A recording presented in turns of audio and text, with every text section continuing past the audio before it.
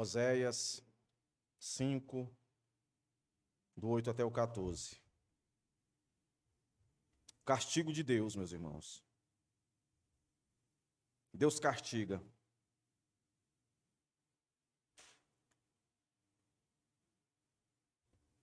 E dentro da perspectiva cristã, tendo em mente o que está escrito lá em Hebreus,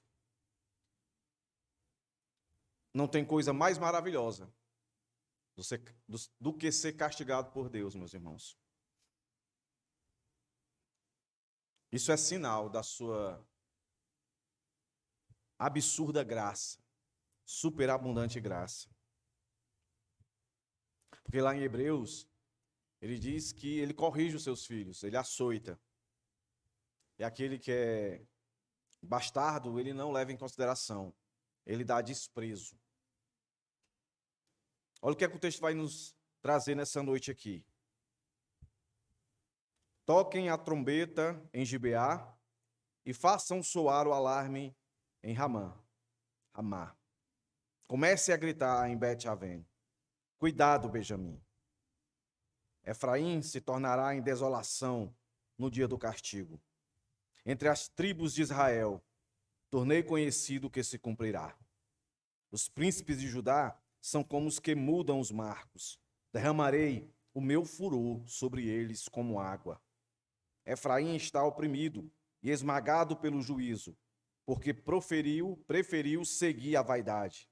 Portanto, para Efraim eu serei como a traça, e para a casa de Judá como a podridão. Quando Efraim viu a sua enfermidade e Judá notou a sua ferida, Efraim se dirigiu à Assíria e enviou mensageiros ao grande rei, mas ele não tem condições de curá-los, nem de sarar a sua ferida. Porque para Efraim eu serei como um leão, e para a casa de Judá como um leãozinho. Eu mesmo o despedaçarei, e depois irei embora. Vou arrancá-los comigo, e não haverá quem possa livrá-los. Curve a sua cabeça e vamos orar mais uma vez. Senhor, mais uma vez estamos aqui necessitados e carentes de compreender, de entender as verdades nesse texto, Senhor, para as nossas vidas. Não nos permita, Deus, sair daqui sem compreender a necessidade nas nossas vidas da compreensão desse texto, para hoje, para agora. Guarda o nosso coração, Senhor, que ele não venha navegar por outro ambiente, se tão somente aqui e agora, Senhor, que os nossos ouvidos possam estar atentos, que possamos nos esforçar para ouvir, para entender, para compreender, para aprender, para apreender, Senhor, as verdades da Tua palavra nessa noite. Perdoa os nossos pecados, nossas falhas, nossas transgressões, tudo aquilo que impede de fato, Senhor, de estarmos como aqueles que Tu busca, verdadeiros adoradores, que Te adorem em espírito e em verdade. Que possamos estar nesse momento agora, com o coração, Senhor, grato por tamanha oportunidade. Nos envolve, Senhor, no poder do Teu Espírito Santo, na sabedoria da Tua palavra. Em nome de Jesus, ser comigo, ser com todos esses irmãos que aqui estão. Vai de encontro àqueles que aqui não puderam estar, que estão enfermos fisicamente, aqueles que estão enfermos espiritualmente, que a Tua graça os alcance, os transforme, os renove. É que eu te peço e te rogo, em nome de Jesus. Amém. Meus irmãos, como é que eu divido o texto? Passa aí, irmão.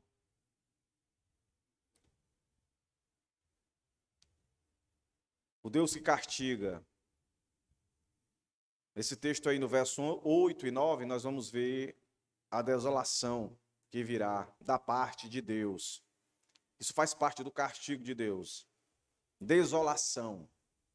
O castigo de Deus, ele causa desolação. O castigo de Deus é a base do furor.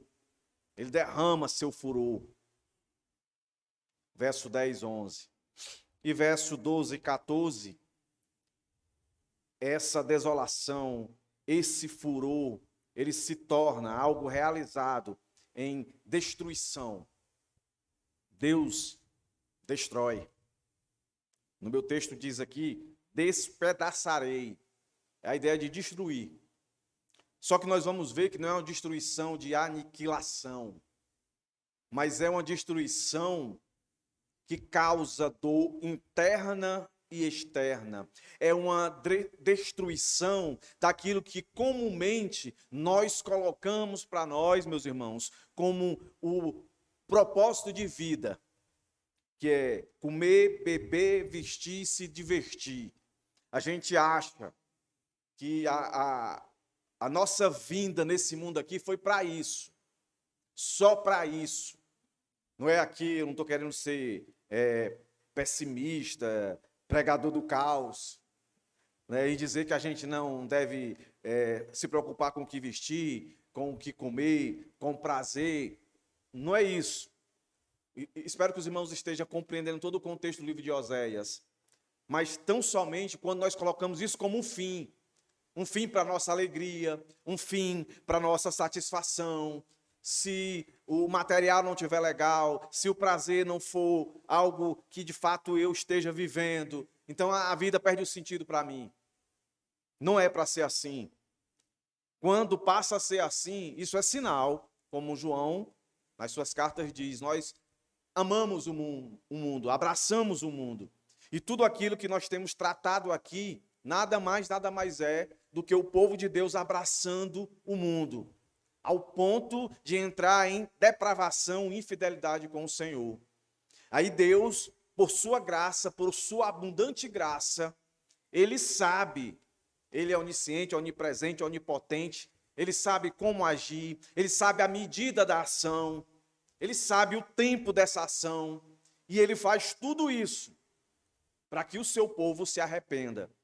Por mais que pareça contraditório, você lê um texto desse, aí você vê essa divisão, um Deus que castiga com desolação, um Deus que castiga com furor, com ira, Deus se ira, Deus fica indignado. Essa moralidade, a raiz, matriz é dele. Todos os sentimentos possíveis que eu e você possa experimentar, eles são imperfeitos, mas a base, a matriz moral dela está em Cristo, está em Deus, está no Espírito. Aqui, no caso, em Deus, né? Antigo Testamento, Deus, ainda não tem a revelação do Espírito, ainda não tem a revelação do Cristo. Nós temos muito mais conhecimento, mas o que a gente não pode esquecer é que muita gente não quer aceitar, faz parte dos atributos de Deus, a ira, o furor. E a ira, o furor, ele se manifesta na ação de desolação e de destruição. E repito, a destruição aqui não é aniquilamento, é uma destruição do sonho, né? Daqueles que deveriam sonhar e desejar aquilo que o Senhor queria para eles. Mas qual era o problema? Porque eles pararam de sonhar, porque eles pararam de viver a vontade de Deus, porque eles abandonaram a lei de Deus. E quando eu digo eles, o povo, os sacerdotes, como um todo, deixaram o conhecimento de Deus. E a única maneira, e olha que Deus vem tentando de tudo, né? Nós vimos no capítulo 2 que ele colocou muros, cercas, fez de tudo para impedir. Demonstrou o seu amor, né? Quando ele disse, vai lá, compra, traz, cuida. Mas mesmo assim, o povo se rebelou ao ponto, no contexto do capítulo 4, ao ponto de entrar dentro daquilo que Deus estipulou como adoração, como culto, e desvirtuar. Aí Deus agora olha para eles e sai do ambiente de culto para um ambiente de guerra, meus irmãos.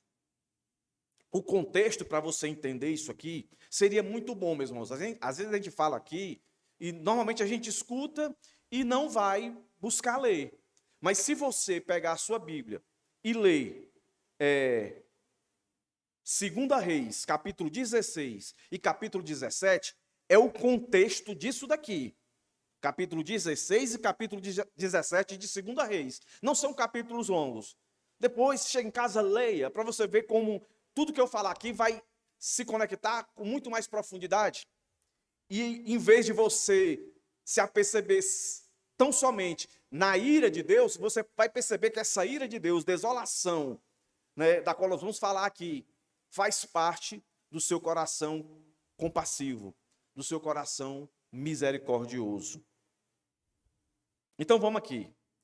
Partindo, para começar essa passagem aí, Oséias, radicalmente agora, vai levar os seus ouvintes para fora do ambiente de culto, para um ambiente de guerra. Sai do religioso propriamente dito para o campo de batalha. Por que a gente entende assim? Olha como é que o nosso verso 8 começa. Começa com uma tríade aí. E quando você lê o Antigo Testamento, e principalmente nessas questões de guerra, vocês vão sempre encontrar esses elementos aqui, ó. Trombeta, alarme e gritar. Olha aí, ó. Toquem a trombeta. E sempre está associado a um local, que é interessante. Gibeá. Toquem trombeta em Gibeá. A trombeta aí é como se fosse um chifre de carneiro. O pessoal chama de chofar, certo? E aí, vai usando sinônimos. Façam soar, que é tocar também, não é? O alarme. E a ideia aí é de um instrumento feito de metal, certo? Esses dois elementos aqui dá a ideia de chamar o povo ou para atacar ou para se preparar para um ataque. É a segunda opção. Esse tocar a trombeta, esse soar o alarme em Ramá, é a ideia de se preparem. Vocês vão ser atacados. E aí ele vai e termina e diz: comecem a gritar em Bet-Aven. Comecem a gritar. Então, meus irmãos, tentem imaginar a cena aí. Toca a trombeta numa cidade, toca esse outro instrumento em outra cidade, em outra cidade comecem a gritar. E a gritar aí é aquele grito. Chegou a hora, chegou o momento. E todo o contexto dá a ideia de que não é para se preparar para atacar, mas se preparar porque vai ser atacado. E isso fica muito claro quando aparece a palavra cuidado. A palavra cuidado aí é fique alerta. Vai chegar o inimigo. E nós vamos perceber que o inimigo é Deus. Mas Deus usando... Às vezes eu fico assim impressionado, meus irmãos. Como Deus sempre assinala que por mais que ele vá fazer juízo, ele quer deixar uma percepção de que os instrumentos que ele vai usar, por mais que seja horripilante, está sob o controle dele. Aquilo que eu disse no começo, ele sabe exatamente, porque ele é todo poderoso.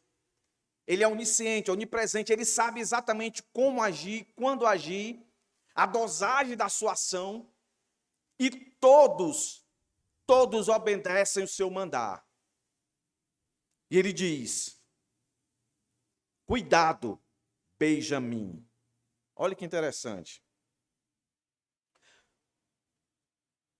Quando ele está falando isso, parece que a ideia é de que é só Benjamim que tem que se preocupar. Mas na verdade não, meus irmãos.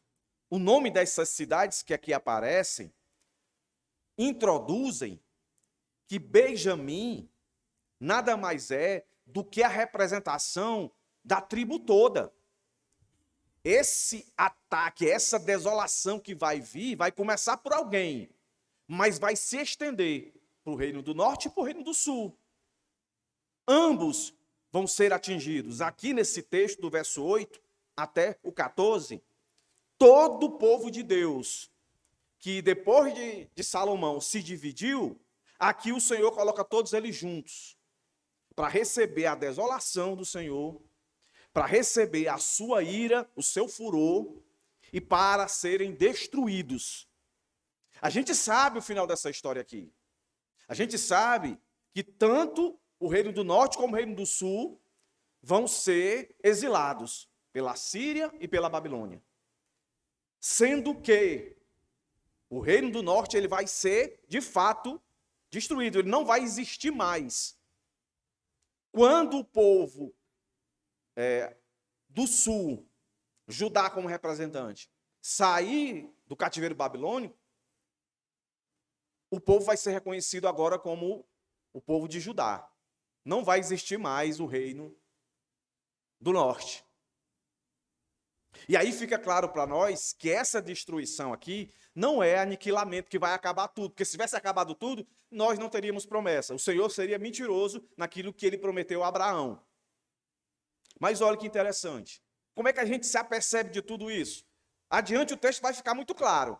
Mas aqui no verso 1 já dá sinais que todo mundo vai ser abarcado com essa desolação. Quando ele cita essas 3 cidades aí, Gibeá, Ramá e Bet-Avém, que ele já vem citando aí. Um comentarista diz o seguinte, ele diz, os nomes dos lugares que dão início a este oráculo, esta fala, encontram-se espalhados pela fronteira entre os 2 reinos.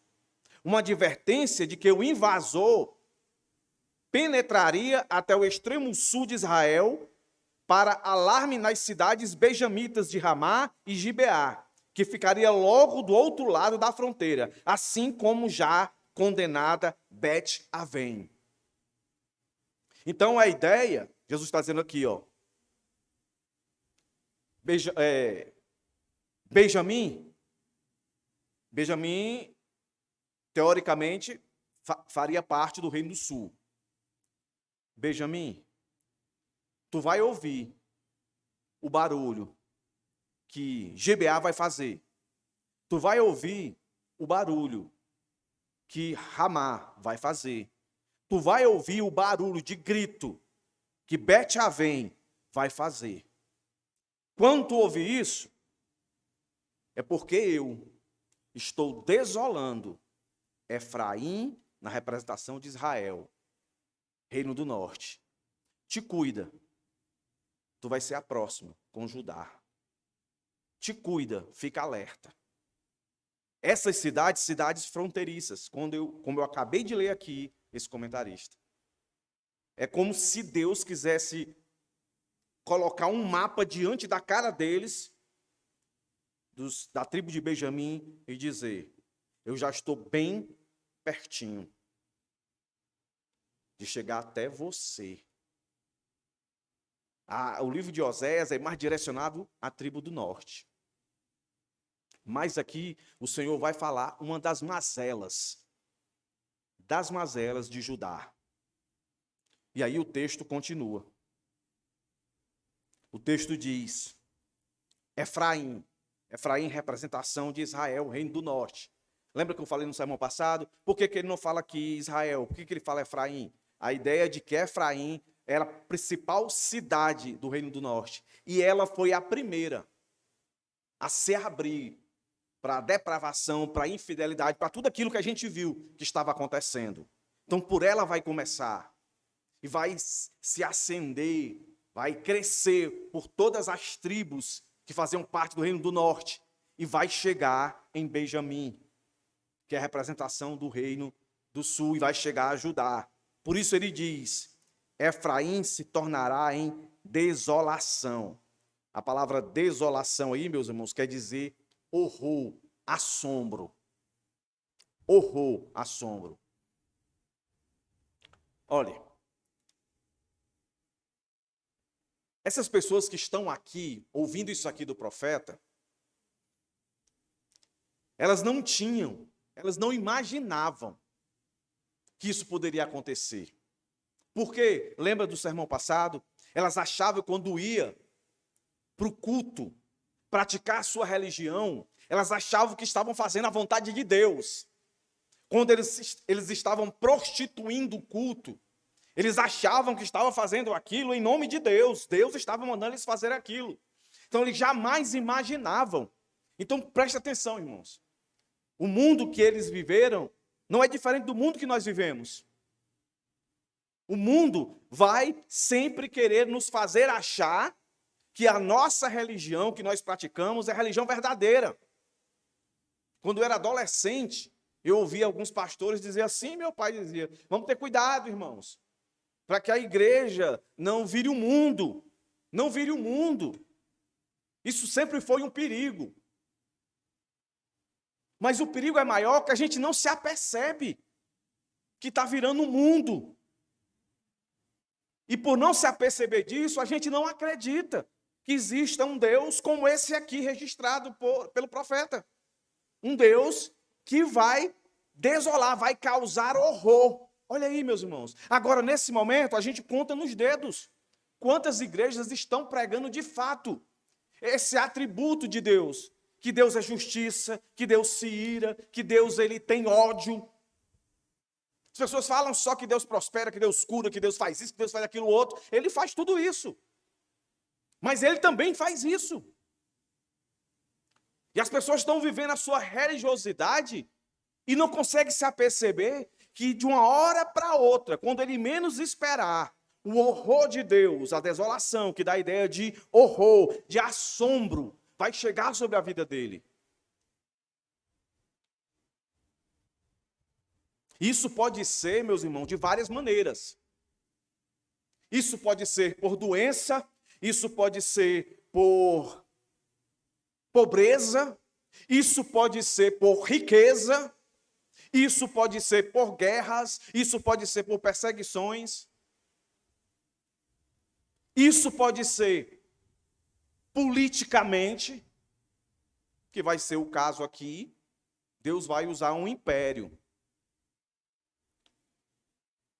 para colocar em prática o seu horror, o assombro. Que ele vai dizer que isso nada mais é do que uma retribuição pelo desvio desse povo. Era um povo que estava desviado, mas que não se via assim. Efraim se tornará em desolação. Vai ficar com um sentimento de horror, de assombro, no dia do castigo. E aí, ele vai dizer: entre as tribos de Israel, tornei conhecido o que se cumprirá.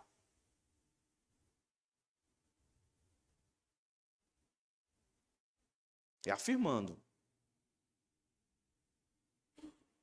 Então, verso 8 e 9 diz para a gente duas coisas aqui. Que essa desolação, esse horror, esse assombro que as pessoas tiveram da parte de Deus foi imediato e irremediável. Ou seja, não teve como evitar e não teve um antídoto, um remédio. Não. Chega uma hora que a misericórdia de Deus dá lugar à sua justiça, à sua ira, ao seu furor. Meus irmãos, a pergunta que a gente deve fazer quando lê um texto desse é pensar: como está a minha relação com Deus? Como está a minha relação com Deus? E quando eu digo minha relação com Deus, é a minha vida por completo. A minha vida como religioso, a minha vida como secular. Embora que a gente saiba que isso não existe. A minha vida é uma vida de religião, porque eu vivo para Deus. Eu não devo me considerar só religioso quando eu estou na igreja. Eu não devo me considerar espiritual só quando eu estou na igreja. Quando eu estou no trabalho, eu tenho que ser espiritual para entender a hora que eu posso falar de Jesus e a hora que eu não posso falar. Né? Até nessa semana um aluno meu falou assim: eu prego Jesus, não importa o tempo. Às vezes eu estou lá no meu trabalho, dá uma horazinha, eu prego. Isso está errado. Na hora do seu trabalho, você tem que trabalhar. Você não está sendo menos espiritual e menos religioso com isso, não. Agora, na hora do seu almoço, se você quiser abrir mão do seu almoço para falar de Jesus, ali aquele é seu tempo. Mas o tempo para trabalhar é para trabalhar. A gente tem que pensar.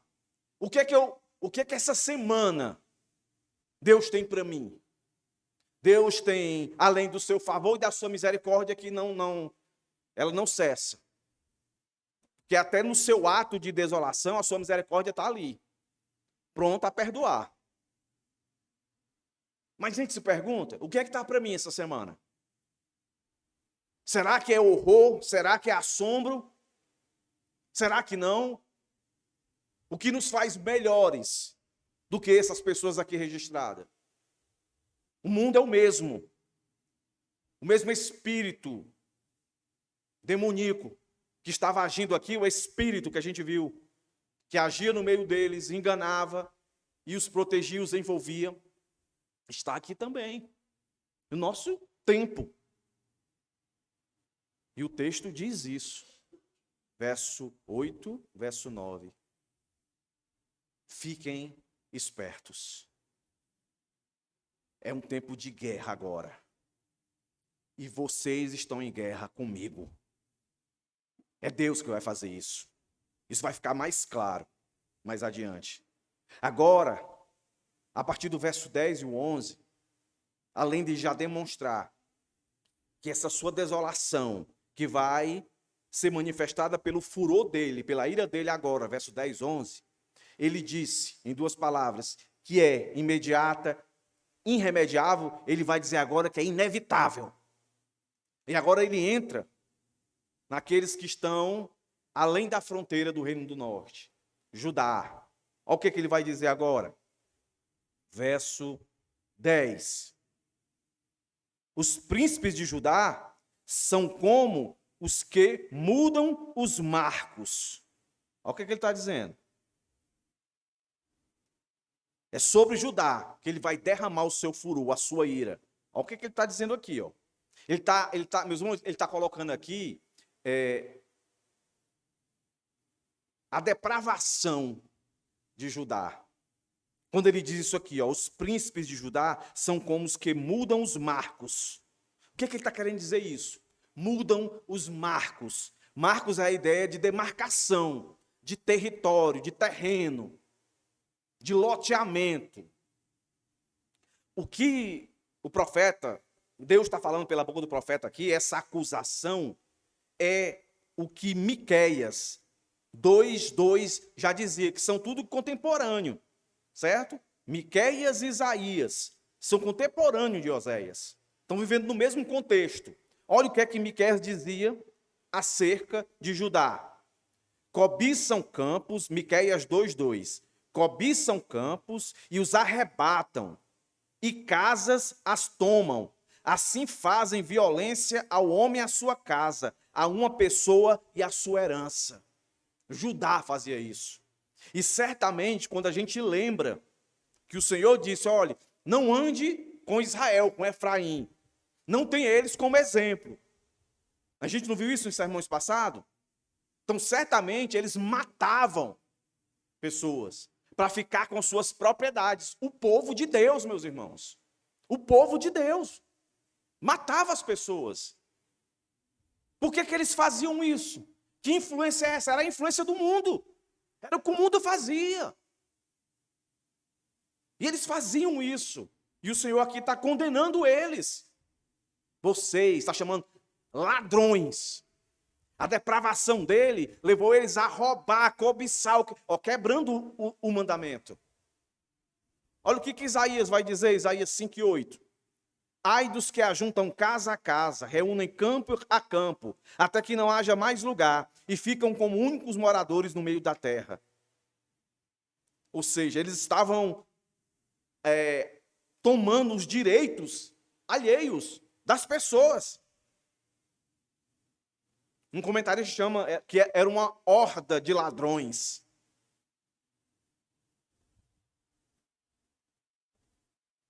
Literalmente, mudar marcos é apropriar-se indebitamente de propriedades alheias, é tomar o que é do outro pela força, pela lei ou pelo engano. A ira de Deus é derramada sobre aqueles que se enriquecem ilicitamente. Eles não ficarão sem o justo castigo divino. Então, o que ele está dizendo aqui? Que provavelmente eles usavam todos os meios pela lei, mas não entenda pela lei justa, certamente pelo suborno, fazendo alguma gambiarra para tomar a terra do outro, entendeu? Pelo engano. Quantos eu já ouvi de gente querer fazer negócio, crente querer fazer negócio? Eu me lembro em uma cidade aí, que a igreja se reuniu para comprar um terreno. Aí o terreno, se não me engano, foi 25 mil reais. Mas a localização do terreno não dava para acreditar que aquele preço ali seria o certo. Entendeu? Mas a igreja comprou. O terreno, ele ficava em cima de uma colina. Sabe, bem localizado. 25 mil reais. Isso há 10 anos atrás, meus irmãos. E a igreja começou a fazer os alicerces. Chegou a subir as paredes. Sabe o que aconteceu? Chegou o dono. Chegou o dono.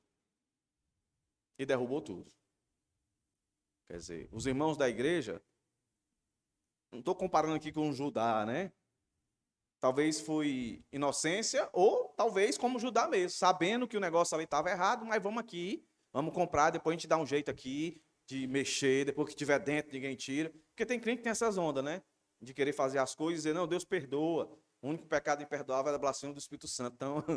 Então, vou roubar, vou fazer o que eu quiser, que Deus perdoa. Vai nessa. Não, Deus perdoa. Mas o inimigo não perdoa, não. Pode alguém lá meter uma bala na tua cabeça. Entendeu? Fazer qualquer outra coisa. Mas o ponto é esse.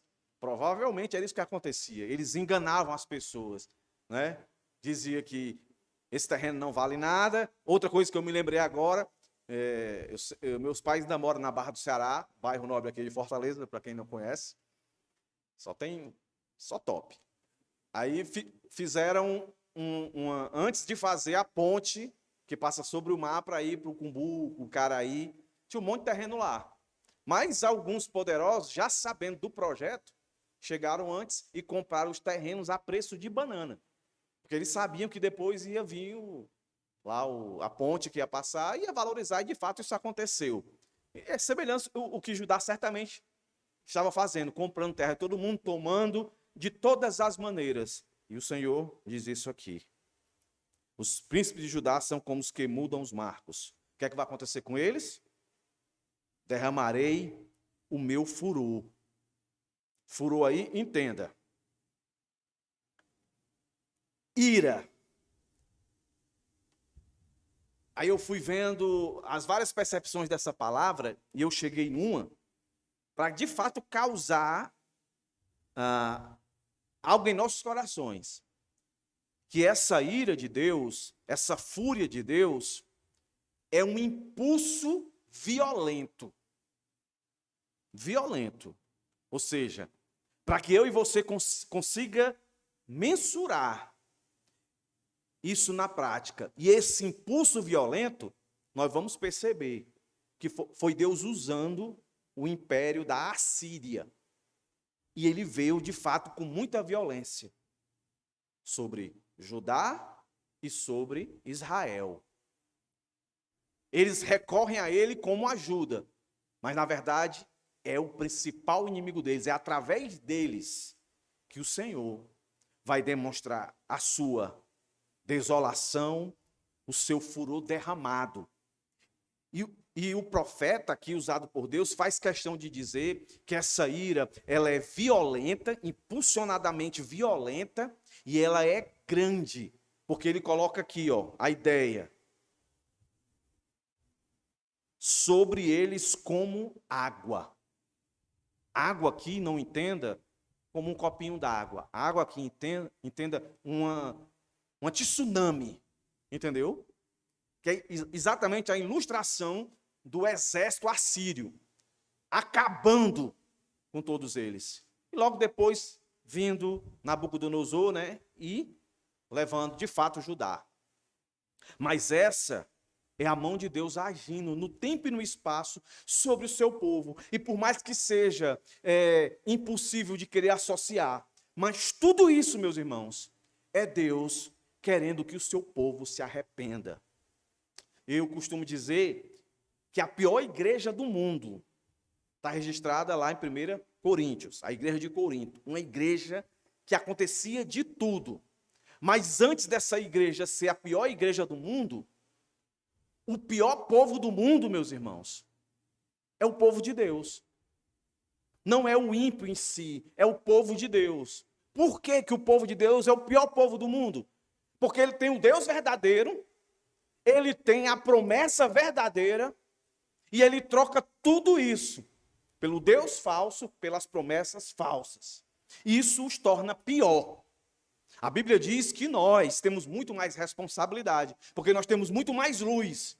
Esse pessoal aqui, meus irmãos, olhavam e tinham a promessa de um Jesus com figuras, tipologias que apontavam para ele muitos anos depois.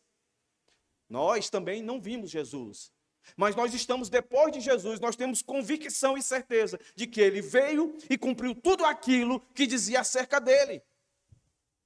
E nós temos registrado todas as mazelas como principal, depravação e infidelidade. E a gente insiste em viver isso. E o Senhor está dizendo aqui, cuidado, Benjamim, as tribos vão receber, e aqui no caso, receberam o que merece. Judá não vai ficar de fora, o meu furor virá sobre ela. Aí ele volta para Efraim e afirma, Efraim está oprimido e esmagado pelo juízo. Oprimido e esmagado. Duas palavras da parte de Deus. E sempre faça esse raciocínio. Deus aqui é representado pela Assíria. A Síria oprimiu. A Síria esmagou o povo de Deus. Mas não foi um esmagar, repito, de aniquilá-los. Não, o povo de Deus continua. Mas esses aqui pereceram. A semelhança do que aconteceu com aqueles que saíram do Egito, que só entrou a geração de Josué e Calebe. Tudo por quê? Olha aí, ó. Porque preferiu seguir a vaidade. Tem uma versão que vai dizer porque preferiu seguir a imundícia, a vaidade. Vaidade, pela pena de Salomão, é vento, é coisas que aparecem e desaparecem, que tem a raiz do nome Abel. Que Abel apareceu e, quando menos a gente esperou, foi assassinado pelo seu irmão.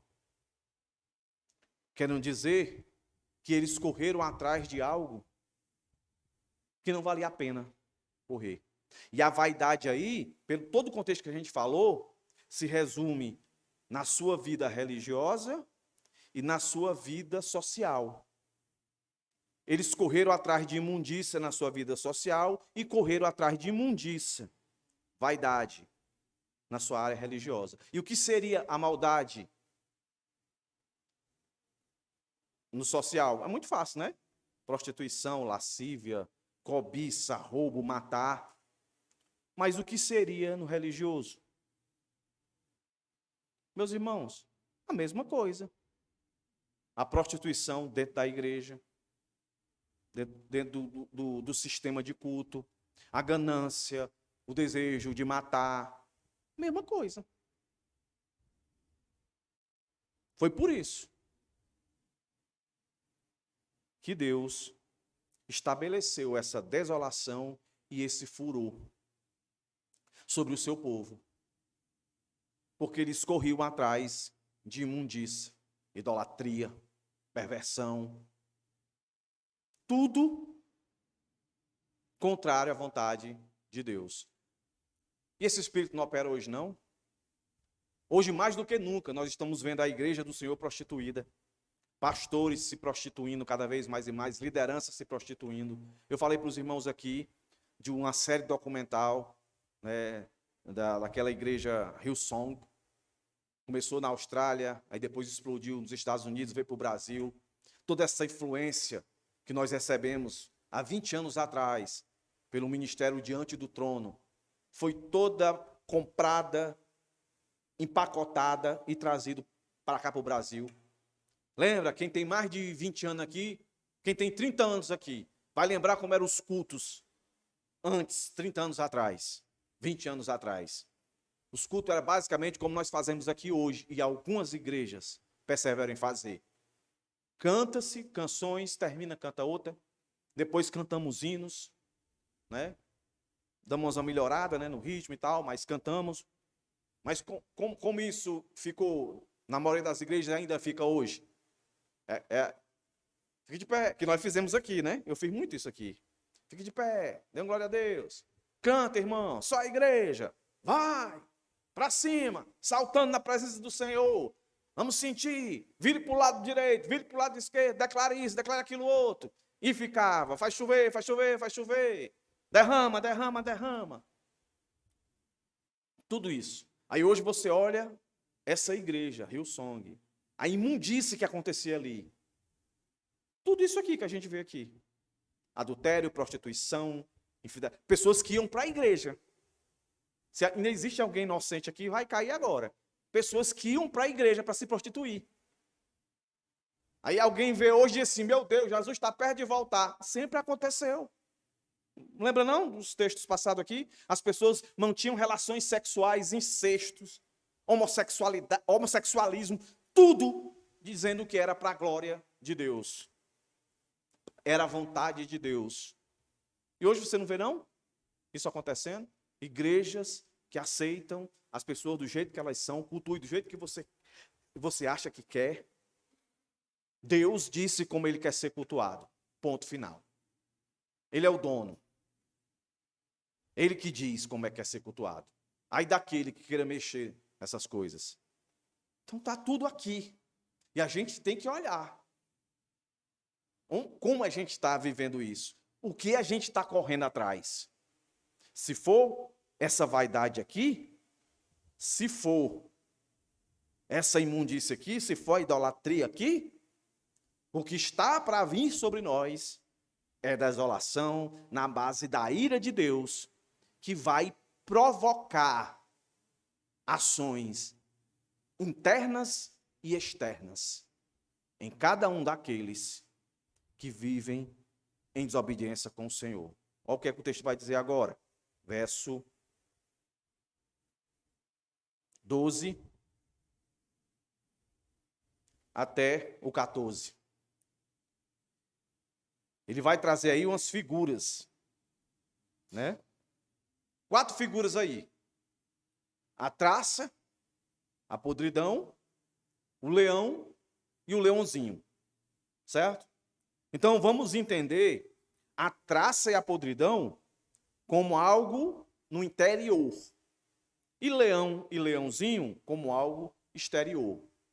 Ou seja, aquilo que vai causar horror, assombro, aquilo que será a demonstração do derramar da ira de Deus, vai ser na pessoa e vai ser no meio que envolve a pessoa. Vai atingir o seu interior, o seu exterior. Um comentarista diz o seguinte: Deus usa as 2 figuras fortes para descrever a sua intervenção disciplinadora na vida de Israel e de Judá, ou seja, do seu povo. A traça e a podridão atacando internamente. O leão e o leãozinho atacando externamente. Se Deus é inimigo interior, também é inimigo exterior.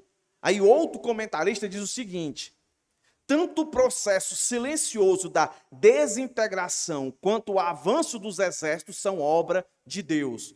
Porque esse autor aqui, ele entende que as 2 maneiras de Deus derramar a sua desolação, deixar as pessoas assombradas, e Deus derramar sua ira, seu furor, ele entende que é Deus permitindo que o próprio pecado, que é um câncer, corroa a alma dessas pessoas. É como se Deus dissesse, eu vou deixar vocês sofrerem as consequências dos atos pecaminosos de vocês, a traça. E o leãozinho, simbolizando o exército assírio. E ele vai tirar tudo de vocês. tudo de vocês. Tudo aquilo que vocês acreditavam que era o que dava sentido à vida de vocês. Ele vai tirar tudo de vocês. Vocês vão ser escravos deles. Vocês não vão ser mais livres. Essa é a ideia. Né? E um bastante conhecido, Warren Wiersbe, ele diz que a decomposição interior de Israel era como a destruição oculta, lenta e progressiva, causada pela traça. Mas a vinda dos assírios, aí ele concorda com esse primeiro comentarista que eu falei, era como um ataque súbito e evidente de um leão na representação do império da Síria. Os dois eram inevitáveis e ambos trairiam ruína. É isso que ele diz. Em outras palavras, o que o profeta está dizendo advertindo o povo dizendo o seguinte: longe de protegê-lo, Deus o destruiriam. E olha o que é que o texto diz, ó. Portanto, para Efraim, eu serei como uma traça. Eu serei como uma traça. Vou corroer. Como é que ele faz isso? Deixando que o pecado tomasse conta deles, a depravação. Me lembra muito Romanos 1. Eu vou liberar vocês, façam o que vocês quiserem.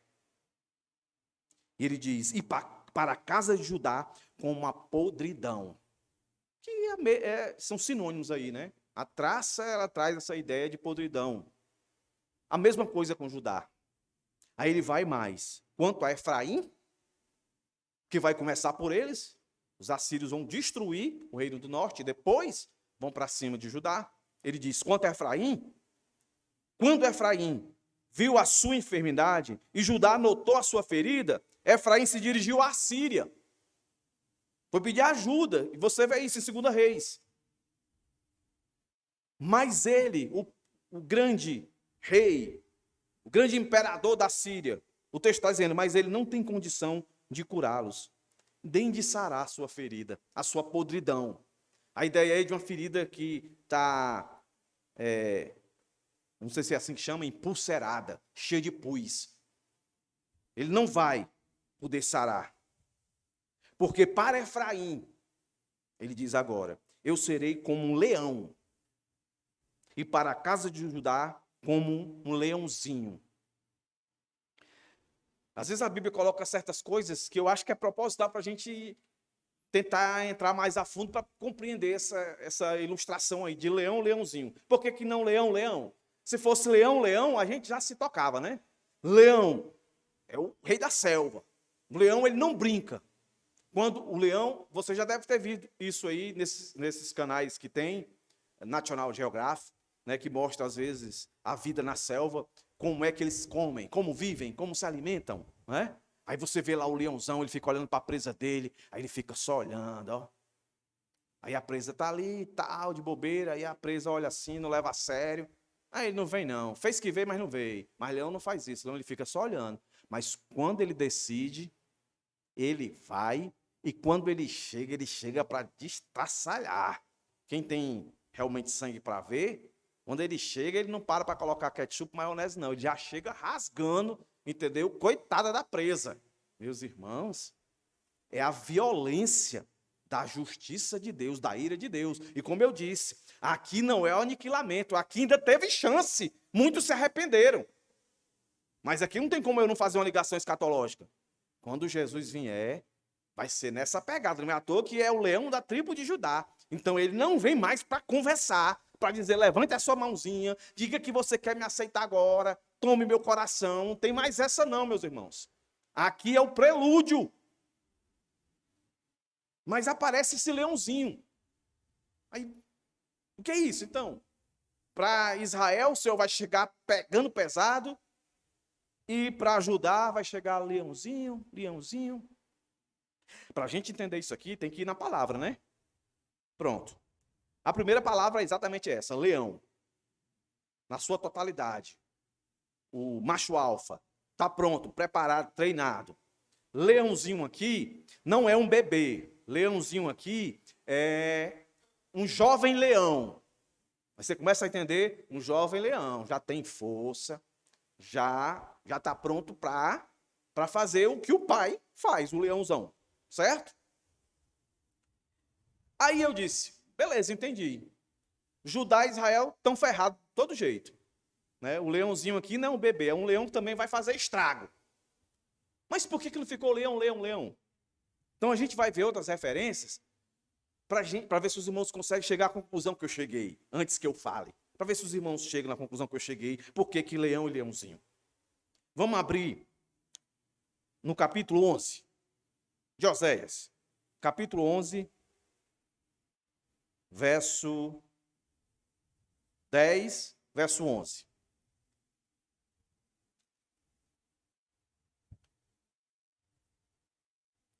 Vai aparecer o indivíduo aqui de novo, o leão.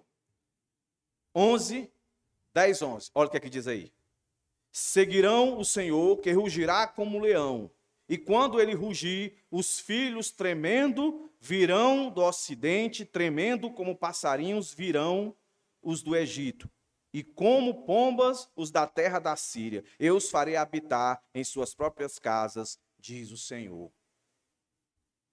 Isso dá ideia de quê, meus irmãos? De um leão que está em devorar, que está em destruir. Dá mais uma ideia de proteção, de restauração, não é não? Uma ideia de restauração. Agora vamos para o capítulo 13. 13. O verso 7 e o verso 8. 13, 7, 8.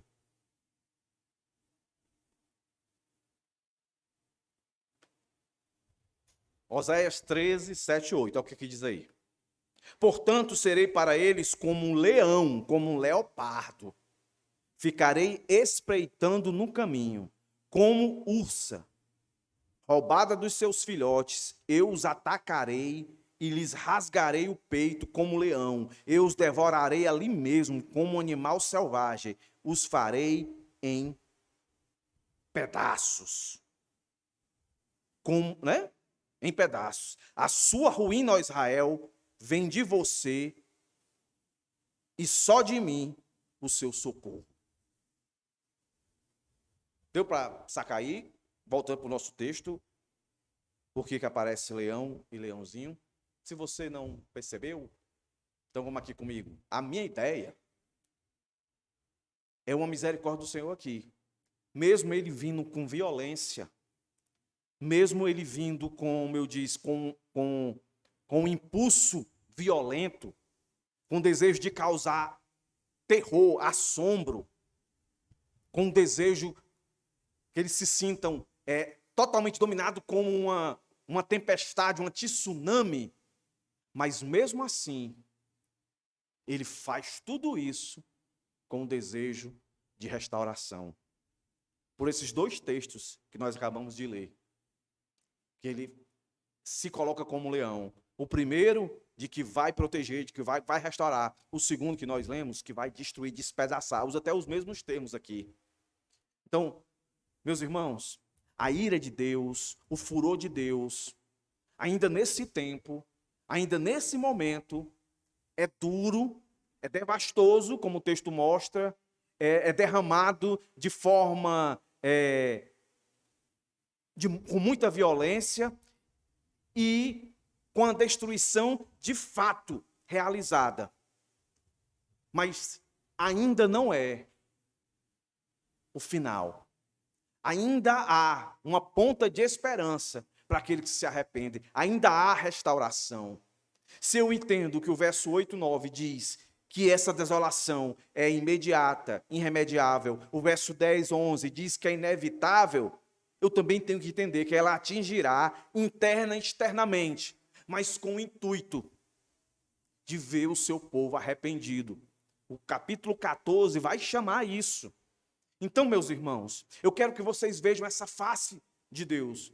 Um Deus que quer causar assombro, um Deus que é violência, um Deus que despedaça, que destrói, mas que hoje ainda existe o braço dele de misericórdia, de superabundante graça, para perdoar aquele que se arrepende, para salvar aquele que se arrepende. Mas vai chegar uma hora, meus irmãos, que esse braço vai ser estendido única e exclusivamente para juízo, juízo eterno, sem mais desejo de restauração, não mais.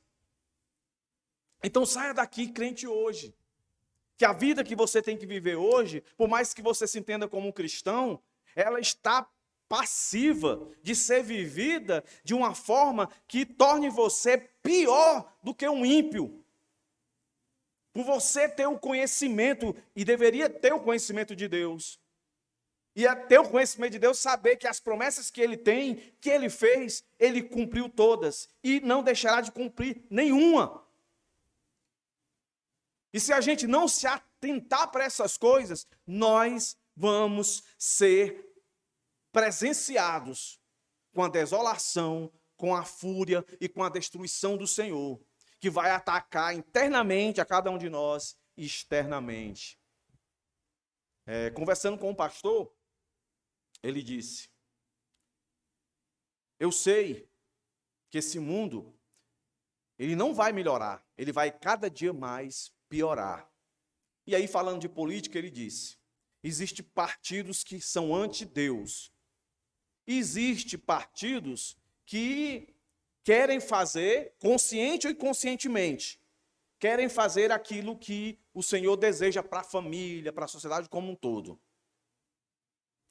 Aí ele disse: se os partidos que literalmente e publicamente blasfemam contra a vontade e os desejos de Deus tomarem um poder, voltarem ao poder, ele disse: eu só posso entender uma coisa, é juízo de Deus para a igreja, para o seu povo.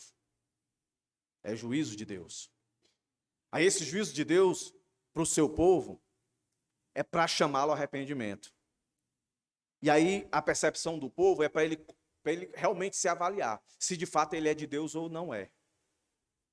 Aí se ele se vê como não é, que se arrependa para a salvação. Se ele vê que é, se arrependa para a santificação. Esse é o ponto. Que eu e você não sejamos instrumentos do mundo para levar o mundo contra Deus. Nós somos chamados para ser sal, para ser luz, para resistir o mundo. Não é para converter o mundo, é para resistir. Quem converte é Deus. É para resistir. Então, falando no linguajar aqui de eleição, que o meu voto, o seu voto, seja um voto de retenção, para que o mundo não se deprave cada vez mais. Não, mas se o mundo vai piorar, tanto faz. Tanto fez eu votar num, votar no outro, se vai piorar, mas que o meu voto, o seu voto, seja sempre naquele que levanta a bandeira da santificação, consciente ou inconsciente, que eu e você não sejamos instrumentos de manobra para votar naqueles que confrontam a vontade de Deus. Senão, provavelmente nós vamos estar vivendo como esse povo, achando que o rei que estava na sua época, a prosperidade que ele estava trazendo, era da parte de Deus, quanto na verdade foi a pedra que eles tropeçaram. A prosperidade os afastaram de Deus. A prosperidade os fizeram se esquecer do conhecimento de Deus. E eu termino trazendo o texto que eu acho que é o texto base de todo o livro de Oséias, que é o capítulo 4, verso 6. O meu povo está sendo destruído. Aí você aplica aí o destruído. Desolado, a minha fúria, a minha destruição, pois lhe falta conhecimento. Pelo fato de vocês. Aí ele aponta para onde? Para a instituição religiosa. Aí aqui para nós, para a igreja.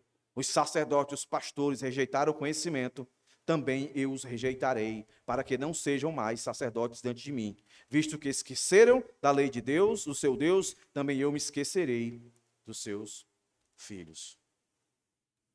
Então, se você que está aqui olhando para mim, você considera essa igreja aqui como uma igreja que não esconde de você a vontade de Deus, a lei de Deus, então trate isso aí como santificação para a sua vida, e não como destruição.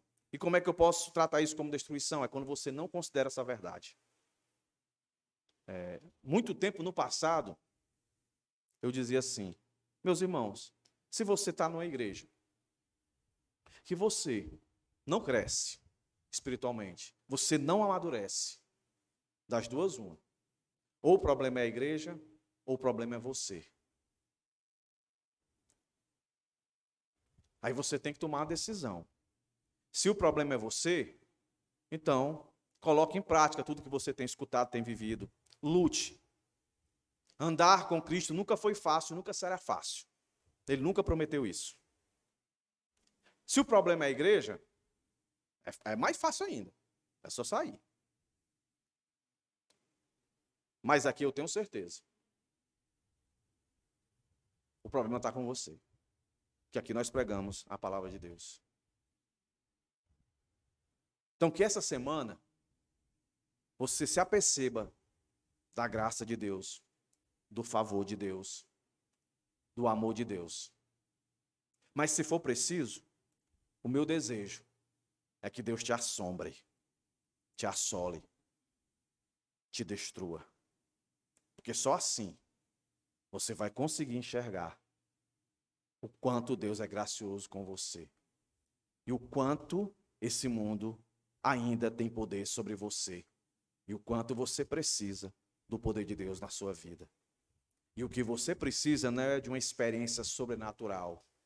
O que você precisa é colocar em prática aquilo que você tem aprendido. O conhecimento de Deus. O que é que Deus quer para nós? Sermão domingo passado, eu li que nós cresçamos na graça, no conhecimento do nosso Senhor Jesus Cristo. Que Deus tenha misericórdia de nós, meus irmãos. A semelhança do profeta Oséias, que foi o homem que foi obediente a tudo aquilo que o Senhor pediu a ele. Que sejamos obedientes, meus irmãos, ao Senhor. Que louvemos ao Senhor, que adoremos ao Senhor, pelo que Ele diz ser, pelo que Ele faz, pelo que Ele é. Não pelo que nós queremos que Ele seja, não pelo que nós queremos que Ele venha fazer, mas pelo que Ele já fez, pelo que Ele está fazendo e por aquilo que certamente, meus irmãos, estará para nós na promessa de que um dia estaremos com Ele na eternidade, onde não mais teremos a presença do pecado para nos influenciar e assim vivermos pior, ser o pior povo do mundo. O pior povo do mundo não é o povo que não tem Deus no coração. O pior povo do mundo é o povo que tem Deus, mas vive como se não tivesse. Vamos orar. Senhor, muito obrigado por essa noite. Leva os nossos lares em paz. Revigora as nossas forças. Visita a tua igreja Monte Sião, Senhor, nessa semana. Cause pavor, se for necessário. Cause horror, se for necessário. Para que teu povo se arrependa e viva a maior das intensidades de um avivamento em suas vidas. Em nome de Jesus, é que eu te rogo e te peço hoje e sempre. Amém. Vamos para os nossos anúncios, tá, irmãos? Mas antes de fazer o nosso anúncio aqui, meus irmãos, eu queria, em um ato de gratidão a Deus e de honra, hoje é o dia dos namorados, né? Eu queria chamar aqui à frente o casal mais namorador que eu conheço, ó. Eles gostam tanto de namorar, já faz 51 anos que eles namoram, irmãos. 51, se colocar mais, né? Dá mais de 50. O novíssimo João Evangelista e a novíssima Evelisa. Ela não gosta que chame de Francisca. Evelisa, esse casal aí, ó, 51 anos.